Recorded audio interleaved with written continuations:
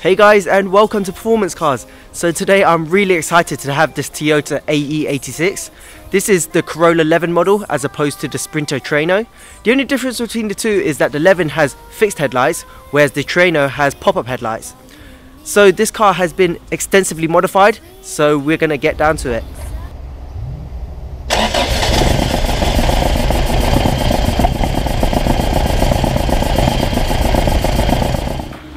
So I'm just going to start from the side to capture in this retro car in all its glory.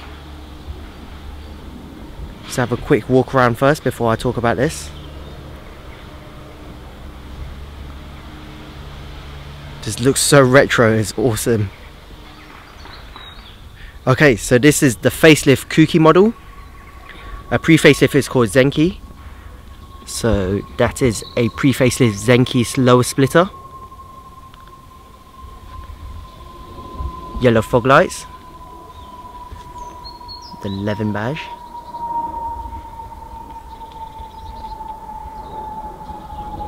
this looks seriously cool. 14-inch SSR alloys with Nankan NS2R semi-slicks. These are 185/60/14s, genuine Toyota disc all-round, Mintex M1144 pads. Also have these awesome wind deflectors with this chrome finish. These are obviously factory made. Electric mirrors.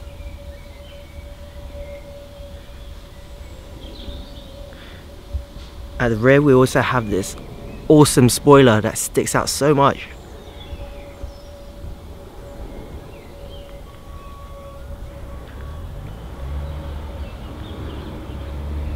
Down to the back, also have an HKS exhaust system. This is 3¼ inch and I can still fist it. So yeah, we'll move on to the inside. So moving on to the inside, you can notice that blue Cusco roll cage. It goes all the way to the rear, onto the rear suspension tower, onto the door. Manual windows for extra lightweight. Doors itself are quite thin.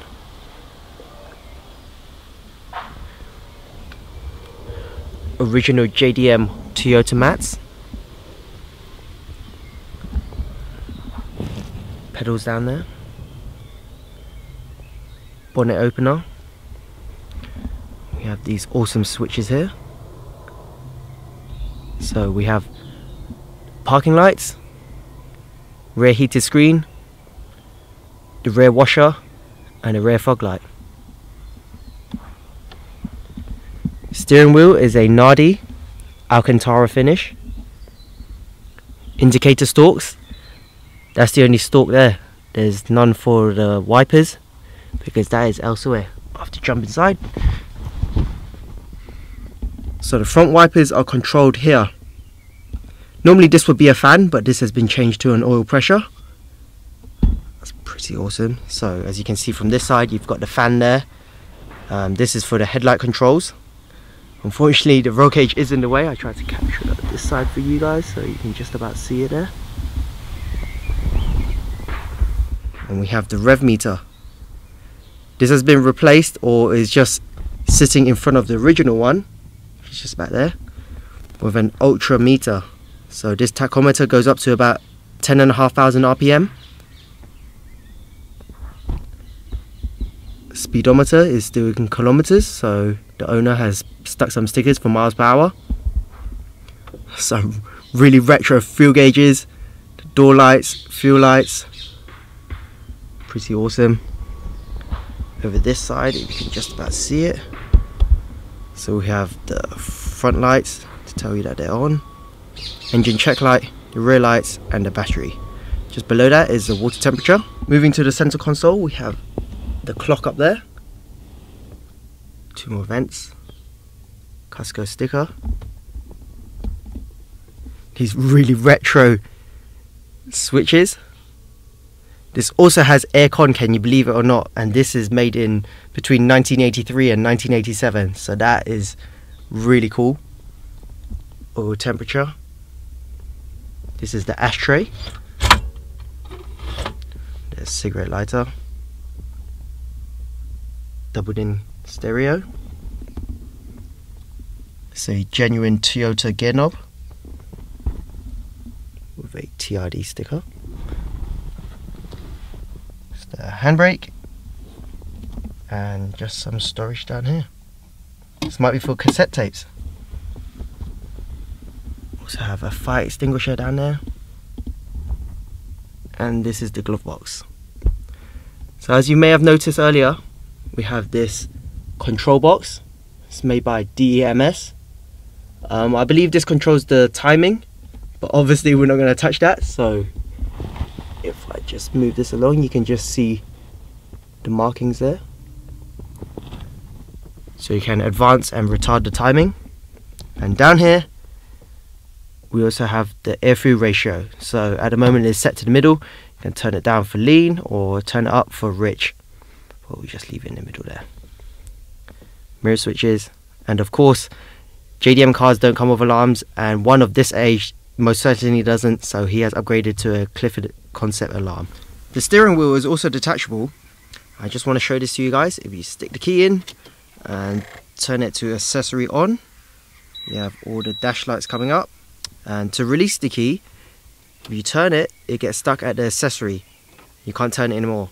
The only way to release it is you have this side button here, so you press that and then you can turn it. And these seat belts are also very retro. Normally you have the release or the eject button up here. This one's on the side, so you just push it and it releases. We also have a pair of bride seats on super low rails. And to pop the trunk in the usual place with the fuel cap, give it a pull.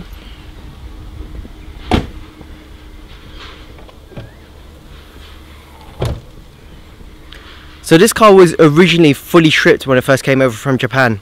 The current owner is constantly trying to source its original parts, so this is the latest addition to his car. He also has the rear seats and the side trims here, but he's unable to fit that right now because he has this Cusco strut brace. So he's undecided whether he's going to cut the trims or not. Underneath here we have the original spare wheel and the jack. So yeah, with that roll cage it definitely looks like a race car. But let's go to the engine bay. So the AE86 VIN number with a 4A GE engine. But this isn't the original 4A GE engine. This one is from the AE92, the later model Toyota Corolla twin cam 16 valve. And as you noticed earlier, it has individual throttle bodies. These are 40mm in size. Camshafts have also been changed, which I can't show you. These are 272 degrees Tomei camshafts with their heavy duty valve springs. High compression forged pistons. The crank and con rods is from the AE101, so these should be stronger. Custom exhaust manifold. He also has an HKS oil filter, which you can just about see the sticker there. Cusco front strut brace. Fully working aircon, I think that's the condenser. Alpina twin horn, just about see that there. Everything's so retro about this car, which makes it awesome. Also has a TRD clutch, lightweight flywheel, TRD gearbox, and of course the DEMS fuel controller to obviously make sure everything's in check. But yeah guys, I'm really excited to drive this. Seriously awesome.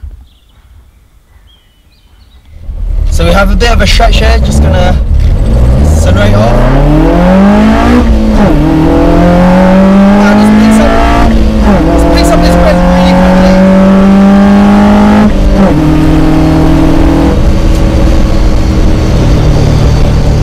Yeah, that sound is awesome.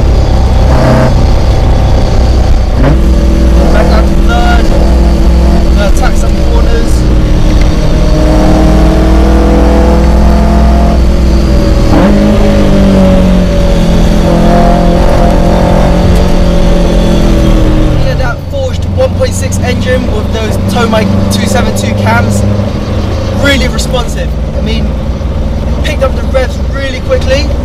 I didn't expect it to be so good. But yeah, standard one's 130 roughly brake horsepower. I think this one's about 170. It doesn't feel like it feels more like 200. And that's because this car is so light as well.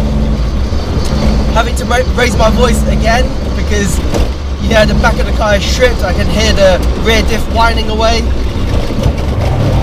And that HKS exhaust as well.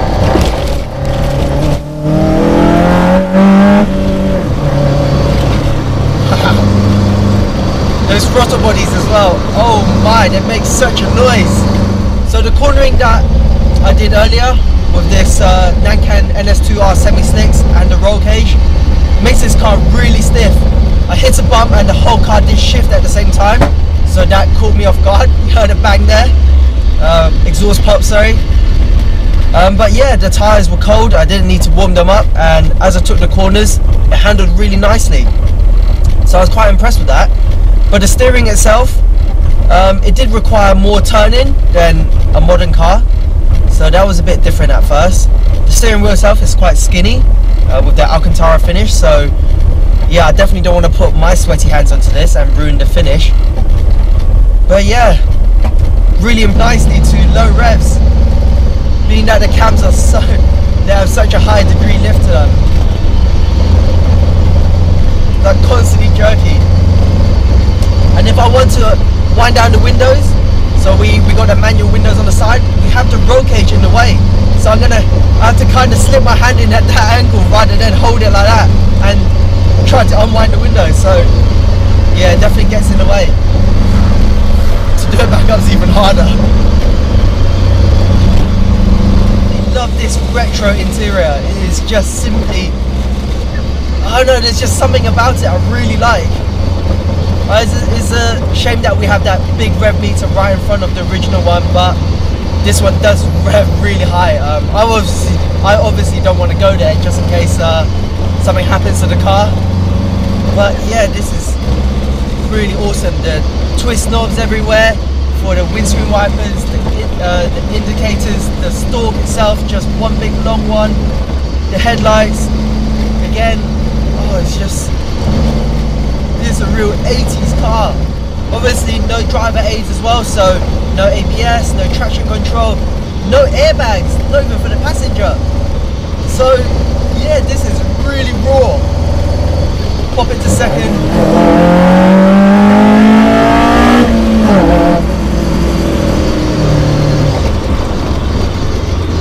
Yeah, this is seriously amazing. So the gear shifter is original, it's not shortened or anything like that, no quick shifts. The gear knob itself is original Toyota as well, and yeah, I'll definitely keep it that way too. The throws are quite long, but it doesn't mean that you have to stretch really far away or anything like that. But I don't think I want it shorter. It would just ruin the drive of the car. The brakes themselves, they are good, but I wouldn't call them excellent. They do have a bit of a, I don't know, a spongy feel to it. It could be the pads themselves because he did have his brakes bled recently. But once you hear the throttle bodies,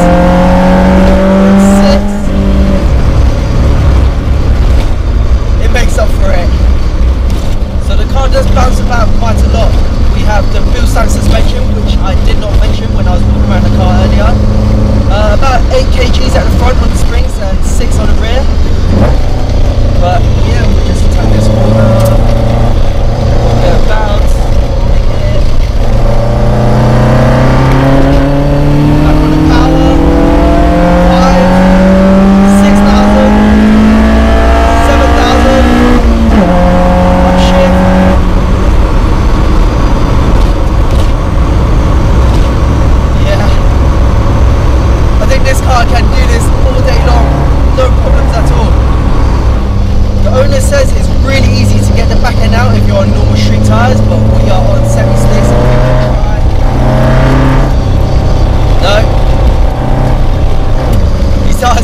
way too sticky in these dry conditions today. Can't get the back to step out one bit. Having this Cusco roll cage is awesome. I mean, it makes the car handle better, gives it the race car look. You also get the race car feel, but getting into the car, also getting out, you have limited space for your foot to, yeah, there's just a really small gap for your foot to go by. So yeah, your foot can't go out sideways like that. You have to kind of tilt it 90 degrees and then slip out of it. The seats being so low as well, I'm sitting really deep inside the seats at the moment. So yeah, to get out you really have to hold on to the cage itself and pull yourself out. The owner has also installed an extendable boss, so this brings the steering wheel closer. Yeah, I'll say it's a good choice. Otherwise, if it's too far away, I can see myself. Yeah, it doesn't seem very comfortable. But having it closer, definitely nice. Just picking up some speed. I'm going to show some heel and toe for you guys. Back on the power.